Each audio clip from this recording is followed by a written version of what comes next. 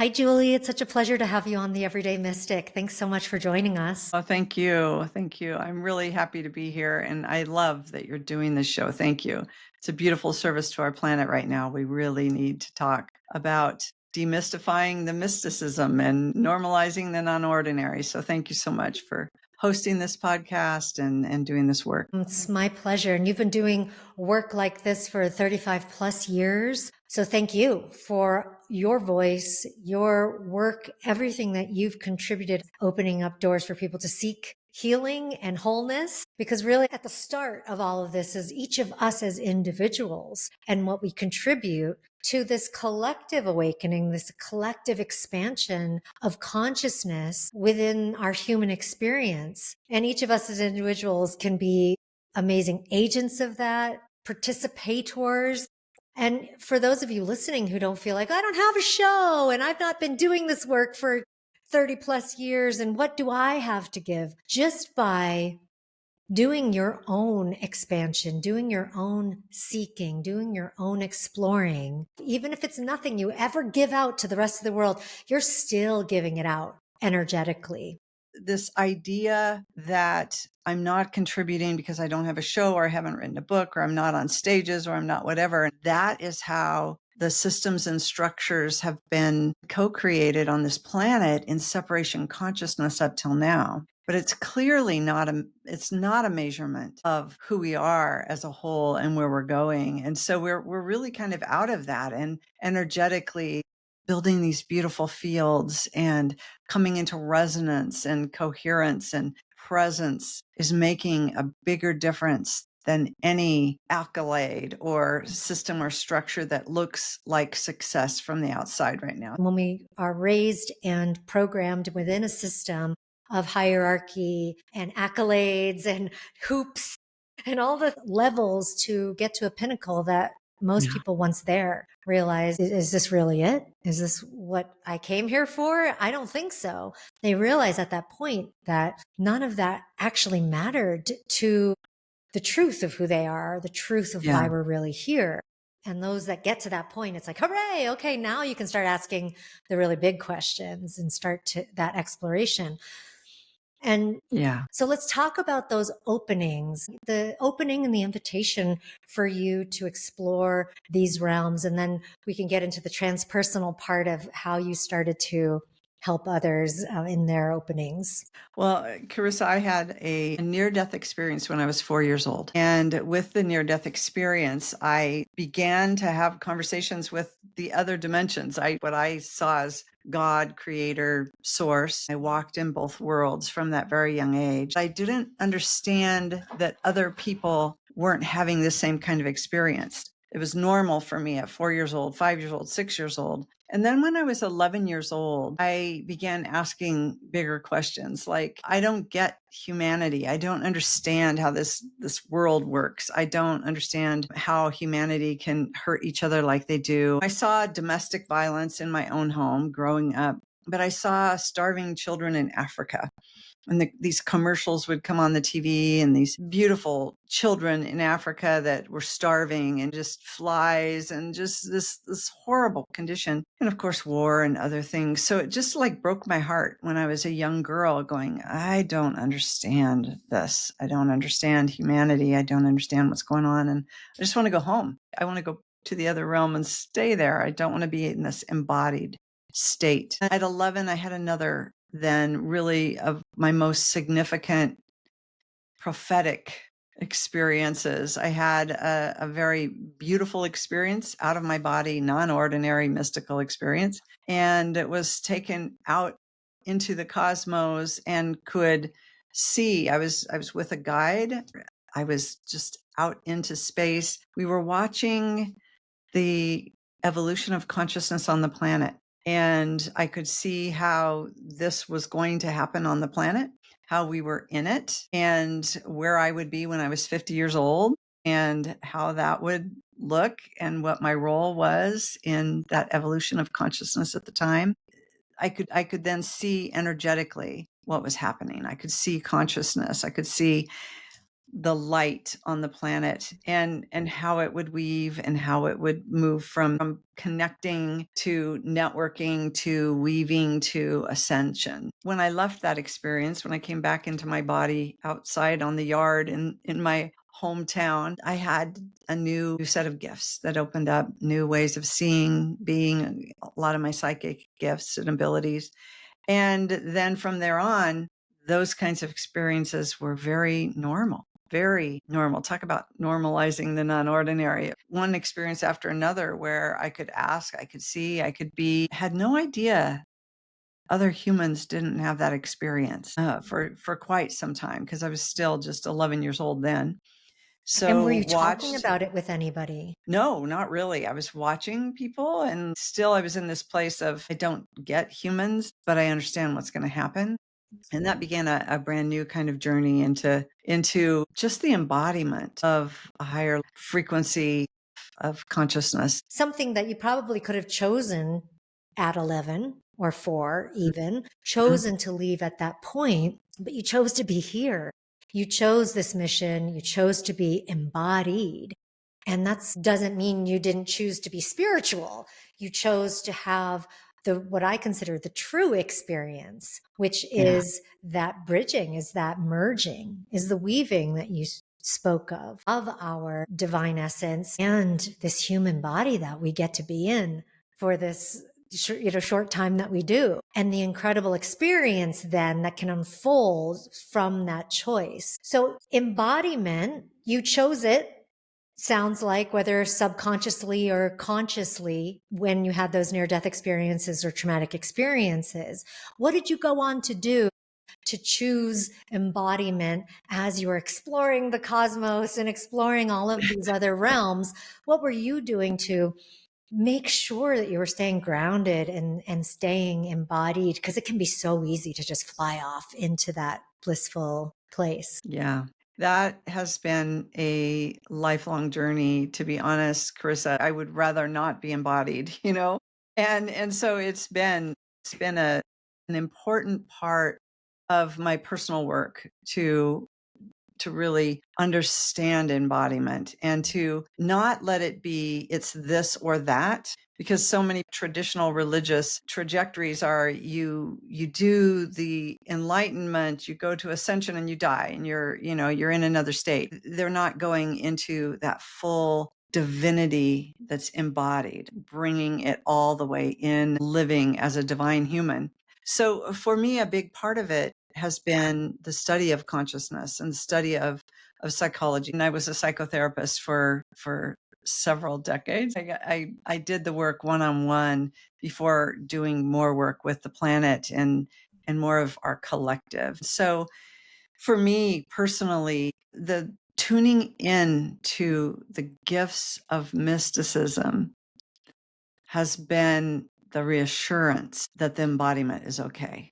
I can go off and do the bliss thing, but almost every significant mystical experience has been something that's so embodied, you can't deny it. In the middle of a healing session, all of a sudden my body's in a mystical experience. So the embodiment has been this continual journey to remember and to wake the cells to their divinity and be in that. And the other part I think has been significant for me, Carissa, is also to understand separation consciousness and where the planet has been, where humanity has been in separation consciousness, of doing that duality and that polarity, because that's not our true nature. It's not the true nature of who we be as a species. It's not the divine nature of the planet, even.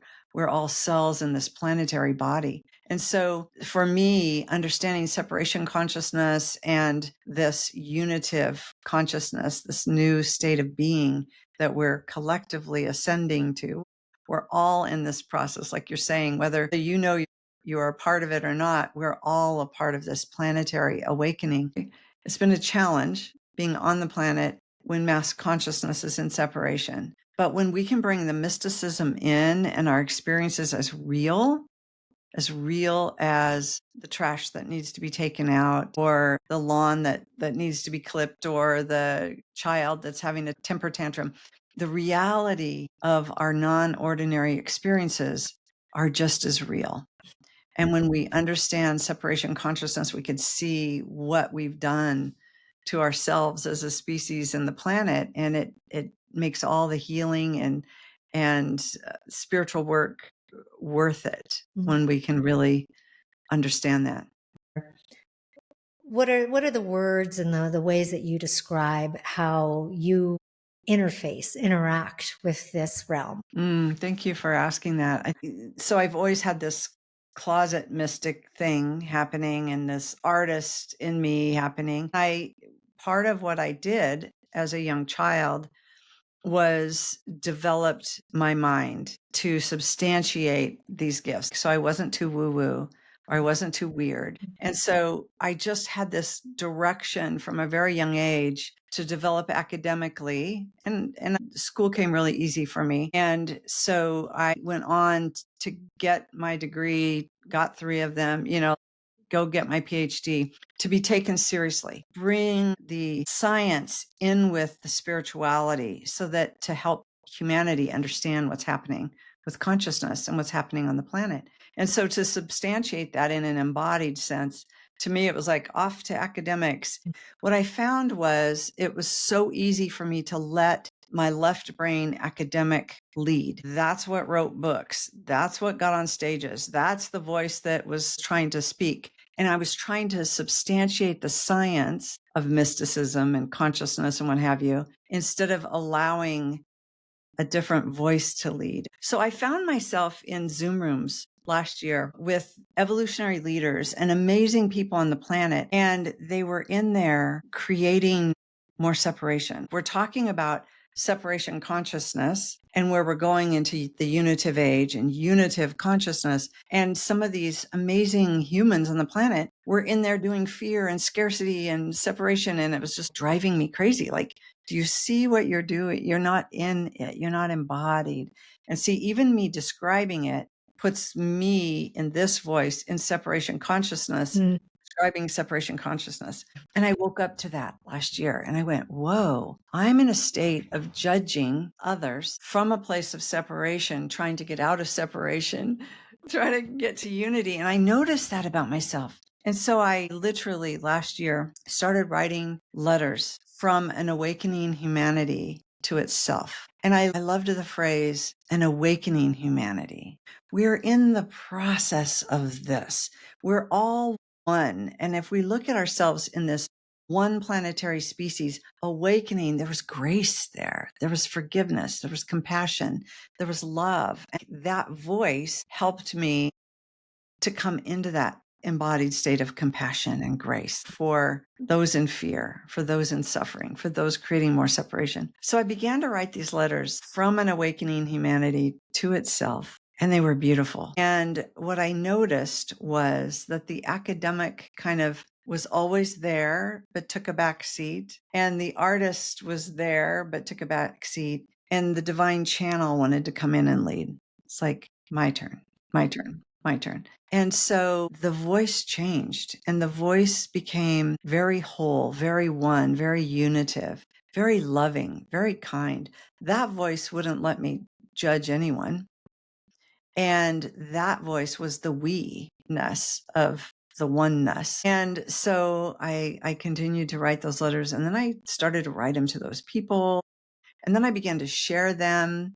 And people were like, whoa, there's something here that's really beautiful. It's really kind. That's really inspiring. And it opened a brand new channel, Corissa, that was just more holistic and complete inside of me, so that that academic couldn't lead and that artist wasn't sitting back, but it was really a full-on integrated voice that up-leveled everything. How I showed up, how I communicated. I've always been one that would sit back in a meeting and be quiet during the meeting and really listen. And one of my superpowers is synthesis. So I would take in the hour and then I would come in at the end and just go boom. And everybody would be like, whoa, how did that happen? And help everyone leap to that more up-leveled octave of where we were at. And so that was my role. I was always pretty quiet, in a meeting, sitting back, listening, synthesizing. As a psychotherapist, reflective listening was an important skill. And it was just my natural innate capacity. But I had one mentor say to me, "You've spent a lifetime listening, and now it's time for you to speak more. This is your time." And the academic always wanted to get up and speak. The academic had to take the lead. And last year, this new voice came through, this new channel came through, more embodied. And the academic doesn't lead anymore. It's always there to help back up what I'm saying if I need it, and substantiate what I'm saying if I need it, because it's easy to pull in the research on consciousness or whatever it might be. It's easy, but she doesn't lead anymore. Now it's this new way of being that's more fully embodied. I spent so many years trying to convince from that academic side that all of this is real, normalizing the non-ordinary. I spent a lot of years backing up what we're talking about today with the science and with the data. And I don't need to. The mystic can show up now and just speak. I relate deeply to what you're sharing of that experience, the journey of the part of you needing to be the authority in order to get people to listen or to maybe trust you, wanting to lead with this authoritative, analytical, backed research stuff so that it wasn't just you. And now you can come through as the whole of you, all of it together to be a more pure channel of not only information, but love, that frequency of love that you're talking about, and actually being able to share that through your word, tone of voice, the things you say, the types of things you say, the subject matter, the way you interact is, to me, if people could go to school for anything, go to school to learn how to be in the frequency of love. That to me would be the ultimate. I love that. Amen, sister. As a young child, I was like, oh, I got to go wake up humanity. How do I do it? Oh, science will prove it. And oh, that has nothing to do with any of it anymore, you know? So there's a relaxing and a remembering and a being. And you're right, being the field of love, understanding how we are that expanding consciousness of love in motion on the planet. And that's enough. It's a beautiful gift. It's so true. And so many of our fellow humans are doing the dance just like we did, of jumping through the hoops and dancing for the prizes and doing all of this that we think we need to do to show our worth or prove our value, when truly our worth and our value is who we exactly are. And then being able to be in that authenticated version of self. So as a collective, what can we do to support those who are doing the dance, who are tired? They want to sit down. they're done trying to prove their value. And to get to a place where people can actually relax into their authentic self, because as much as it seems like, oh, well, just be, that's easy. It sounds easy to just be, but we know it's the hardest thing to do. One is sort of breaking programming and going against society, and also getting to know ourselves deeply when we maybe have been separated by chasms and valleys so vast. So what are some of the things that you would recommend that we do to start to get back to ourselves? We're doing a journey right now called Catapult, and it came through for me last year during the Lionsgate. It was an 8-year in numerology, so it was 888 last year, and I heard do the 999 to 111, and I'm like, what does that mean? Long story short, we're doing this from 999, so September 9th, in this 9-year, this catapult journey to January 1st of 2026, which is a 1 year. And the guidance was that it's done. We're done. We're done with separation consciousness. We're done with that era. We're done with that epoch. We're done with that 26,000 years. It's the time of not only the great ancient wisdom traditions and the prophecies on the planet, Yeah. but the astrology and our human readiness are now. We're converging. So one of the things that we can do for each other is help us remember that we're done with that age of separation. It's done. It's done astrologically. It's done through the prophecies. It's done in our readiness to be a unitive being in this greater way of showing up on the planet as unitive consciousness, as love. And so one of the things that I recommend that I think is really helpful for all of the listeners out there who are in touch with mysticism is to really begin to work with frequency, not just the being in a passive way of being, but it's truly an integration of the being and doing of us showing up in a higher level of frequency and understanding frequency so that we show up as that frequency of love and our actions come from that place. But what we know from physics is that, say I want to show up in a higher frequency, anything that's not going to entrain to that frequency will break up and go away. But the highest frequency in a room, almost everything in that room with it will entrain. We know that through science now. Here I go, bringing the science back in. Understanding frequency and the frequency of love, however we want to look at that, of the divinity that we're embodying. When we understand frequency, we show up differently. We lead differently. We work differently. We relate differently. Our expectations are more relaxed because we understand and we know that this is happening and it's happening through us. We don't have to do anything. But the higher the field of frequency we can create around us and substantiate, stabilize, then we're co-creating with the designing intelligence of the universe that's bringing this shift through. Co-creation, I think, is a really beautiful word for people right now on the planet when we understand there's this designing intelligence of the universe. We could call that God, source, creator, whatever we want to say. And when we're connected in with that, when we're aligned and attuned and creating this field of coherence, and then we join with others who are aligned and attuned and in that coherent field, then we begin to create larger fields of coherence for the divine to come through and co-create with.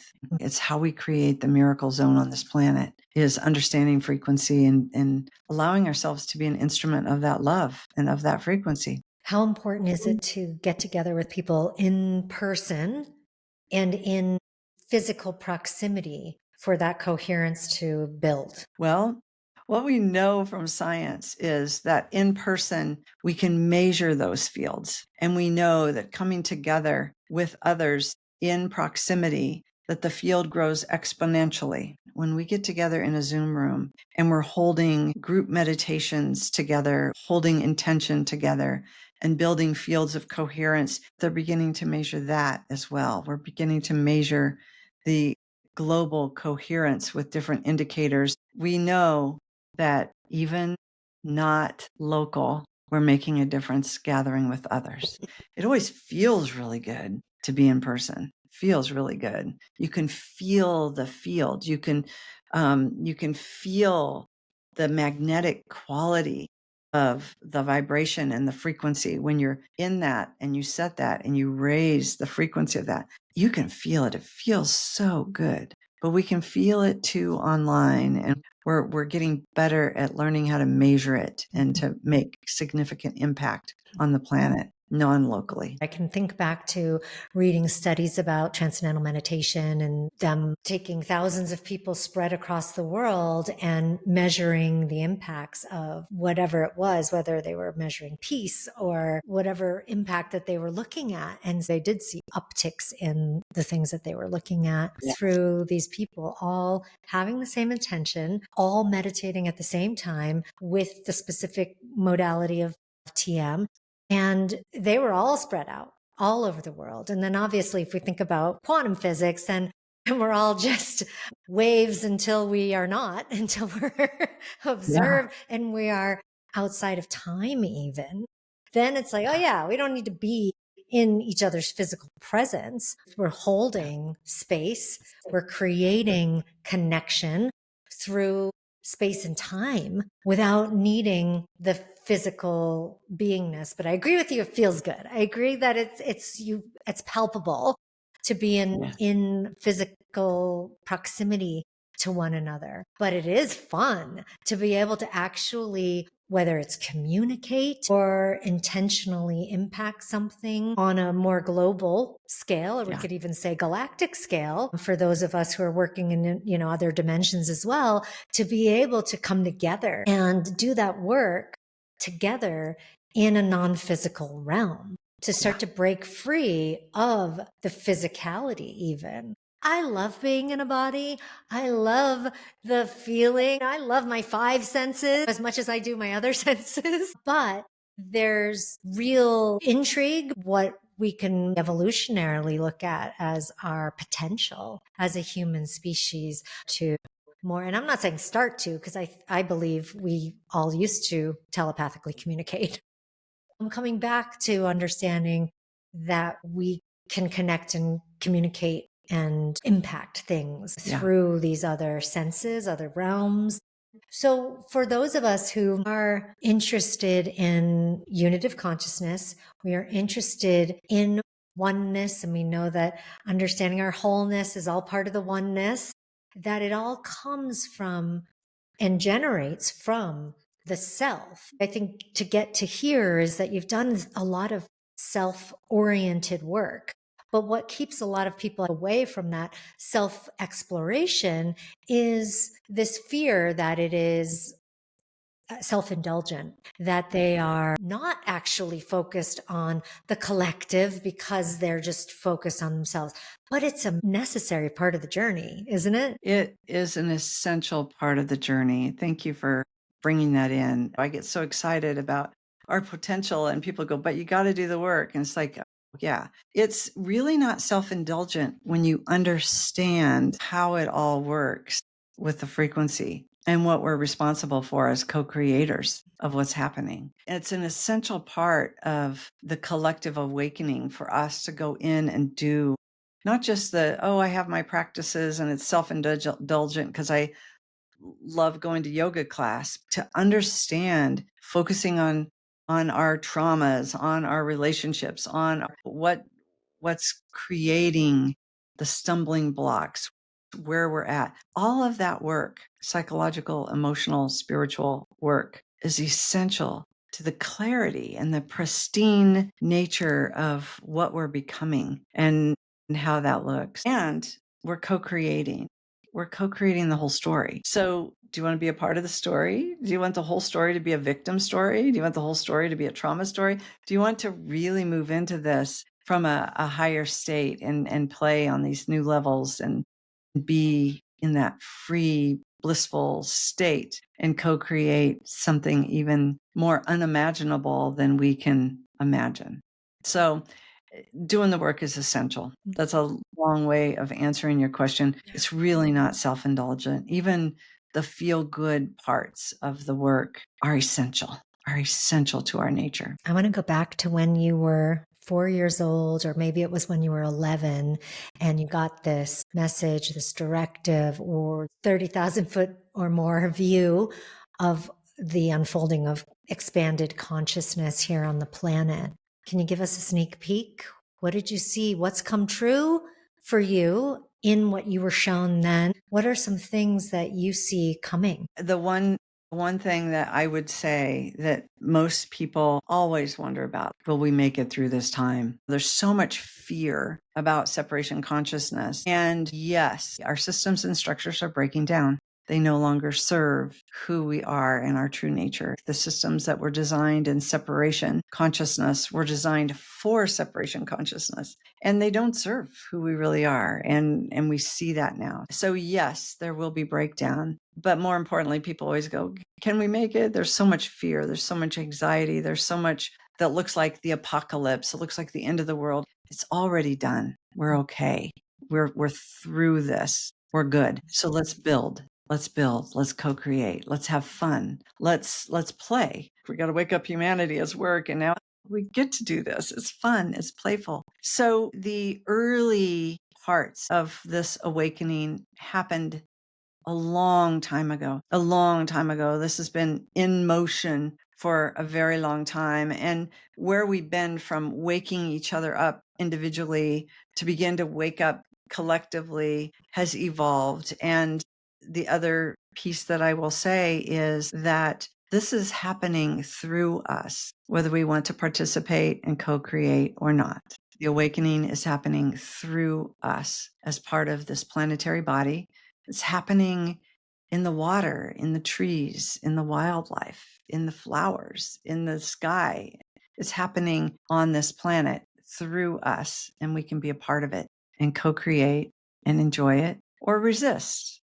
And a part of, I think, the most important call to us as a species, as humanity right now, is to come into that playful nature and understand this. Because the number one thing that we can do is trust source, trust the higher power, trust God, creator, source. However, there's a designing intelligence in the universe that's got our back. And we are simply an expression of it doing this thing. And as long as we try to separate ourselves into a separate self, we act as a cancer cell in the body. We go rogue. We do our own thing. It causes problems. And we've been there. We've seen what's happened on the planet with each other, how we treat each other.